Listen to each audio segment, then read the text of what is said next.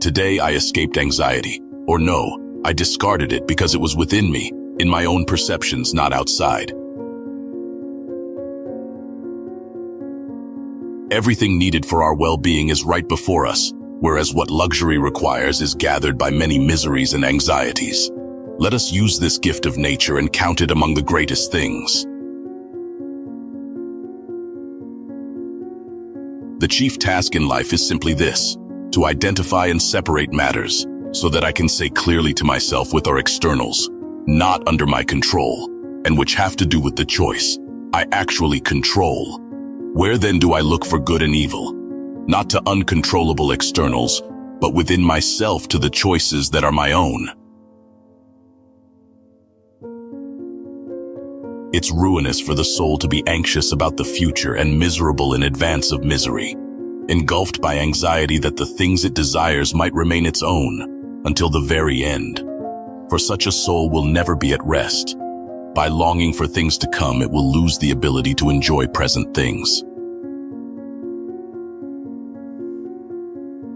When I see an anxious person, I ask myself, what do they want? For if a person wasn't wanting something outside of their own control, why would they be stricken by anxiety? What upsets people is not things themselves, but their judgments about these things. The first step: don't be anxious. Nature controls it all, and before long you'll be no one, nowhere, like Hadrian, like Augustus. The second step: concentrate on what you have to do. Fix your eyes on it. Remind yourself that your task is to be a good human being. Remind yourself what nature demands of people. Then do it. You have power over your mind, not outside events. Realize this, and you will find strength. Don't let your imagination be crushed by life as a whole. Stick with the situation at hand and ask, why is this so unbearable? Why can't I endure it? You'll be embarrassed to answer. Man is not worried by real problems so much as by his imagined anxieties about real problems.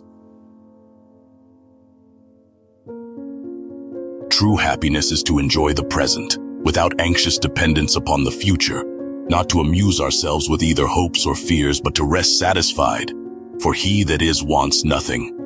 The greatest blessings of mankind are within us and within our reach. A wise man is content with his lot, whatever it may be, without wishing for what he has not.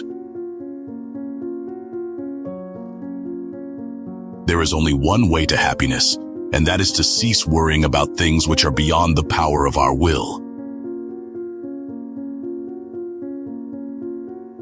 Wild animals run from the dangers they actually see, and once they have escaped them, worry no more.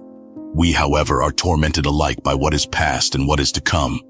A number of our blessings do us harm, for memory brings back the agony of fear while foresight brings it on prematurely. No one confines his unhappiness to the present. Caretake this moment. Immerse yourself in its particulars. Respond to this person or that person, this challenge, this deed. Quit the evasions.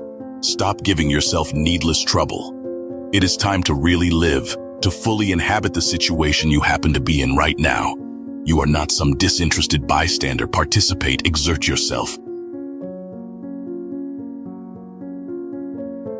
Many of the anxieties that harass you are superfluous. Expand into an ampler region, letting your thoughts sweep over the entire universe. Leave the past behind. Let the grand design take care of the future, and instead only rightly guide the present to reverence and justice. Reverence so that you'll love what you've been allotted, for nature brought you both to each other. Justice so that you'll speak the truth freely and without evasion, and so that you'll act only as the law and value of things require. It is likely that some troubles will befall us, but it is not a present fact. How often has the unexpected happened? How often has the expected never come to pass? And even though it is ordained to be, what does it avail to run out to meet your suffering? Perhaps it will come, perhaps not. In the meantime, it is not. So look forward to better things. We are more often frightened than hurt, and we suffer more from imagination than from reality. The mind at times fashions for itself false shapes of evil when there are no signs that point to any evil. It twists into the worst construction some word of doubtful meaning, or it fancies some personal grudge to be more serious than it really is, considering not how angry the enemy is, but to what lengths he may go if he is angry. But life is not worth living, and there is no limit to our sorrows. If we indulge our fears to the greatest possible extent, in this matter, let prudence help you, and contend with a resolute spirit even when it is in plain sight. If you cannot do this, counter one weakness with another, and temper your fear with hope. For the only safe harbor in this life's tossing, troubled sea is to refuse to be bothered about what the future will bring, and to stand ready and confident, squaring the breast to take without skulking or flinching whatever fortune hurls at us. What is the point of dragging up sufferings that are over, of being miserable now because you were miserable then? Frame your thoughts like this.